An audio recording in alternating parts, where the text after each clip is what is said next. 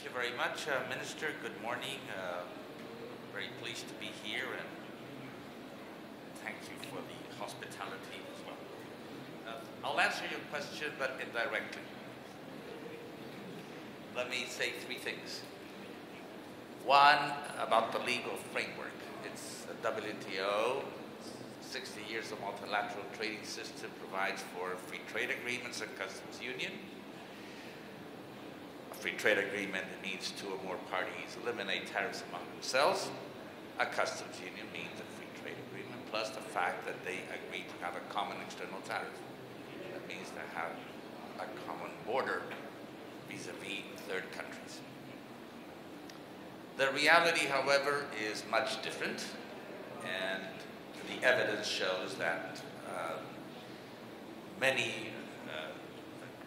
countries in the world have agreements of one sort or another, and they found it necessary to incur much deeper in terms of their economic relations.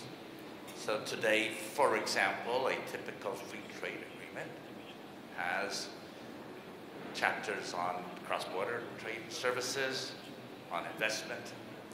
That means free transfer of funds, on government procurement, on environmental standards, labor standards, intellectual property, financial services, air transportation, and so on and so forth. So, despite what the rules say, the evidence shows that as far as economic integration is concerned, even in its simplest form, it is very complex. And it encompasses many different areas of economic activity and regulation. This means that countries find it necessary to complete through these agreements their rule books, their domestic rule books, through international agreements, be it bilaterally or indeed multilaterally in the WTO. My second point is that a customs union, nominally speaking, is just having a common external tariff. However, the experience shows that in order to have that, you need to have many common things, or at least a coordination, a harmonization of many different policies. For example, on internal taxation, on industrial policy, agriculture policy, competition policy, on labor mobility, on financial services, monetary policy coordination, etc. And also to have a common trade policy, meaning how you would negotiate with the rest of the world on your tariffs, non-tariff measures, and other regulatory areas. If one looks around the world, one sees that there are, historically speaking, two successful customs unions only. If there's another one, I'd like to see the evidence. One is, obviously, the European Union. The other one is the South African Customs Union, that for historical, geographical, and political reasons has been a functioning customs union. I know of no other customs union that is a workable one. Let me direct your attention to a different part of the world, Latin America. Despite all the rhetoric, and despite what the treaties and what the politicians may say, I'm going to be terribly politically incorrect. There is no functioning customs union in South America or Latin America as a whole. Mercosur is a fiction. So is the Andean Community and the American Central Market, per se. To begin with, when they negotiate with the rest of the world, they negotiate separately. They have different negotiating positions. Even on tariffs. The common external tariff exists only in the form, and even with a large number of exemptions. So when you are looking at lessons, look at Europe to see how things should be done. But look, for example, at Latin America to see how not to do things. Okay. So that's, I think, also terribly important. My last and very brief point is about the customs union of Belarus, of Kazakhstan, and the Russian Federation.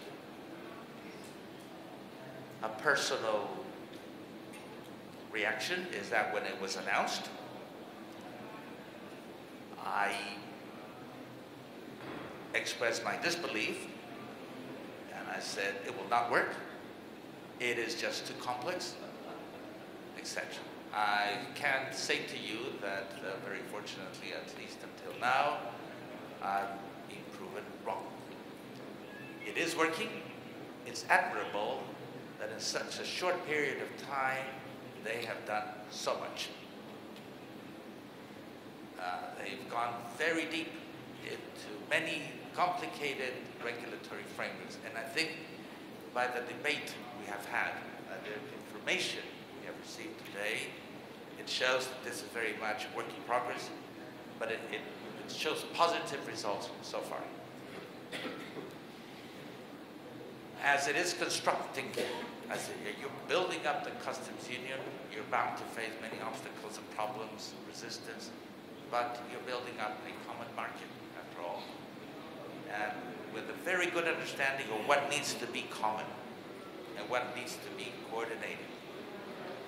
So I think there's a lot of good political vision, and there's, I think, a lot of pragmatism in how it is being done. And I think that as the rest of the world sees that this is working, that there are no barriers in the internal market, etc., that this will become, of course, much more attractive for investment within the customs union and from outside as well. And another point which I would encourage the members of the customs union to look at is to begin to measure trade from the outside, okay, amongst themselves and vis-a-vis the rest of the world in terms of the value added on services and on goods. And I think this is very important because it may show that the reality of the ground is different. When you break down goods, there are different components, whether manufactured, for example, as was said, building up aircraft here or something there without Ukrainian engines, etc. There is a lot to be said about this integration that takes place at the level of manufacturing processes and also in the level of the provision of services, because it may show you that perhaps these economies are much more integrated, but it'll give you, I think, a better picture about what the investment opportunities are. Thank you very much.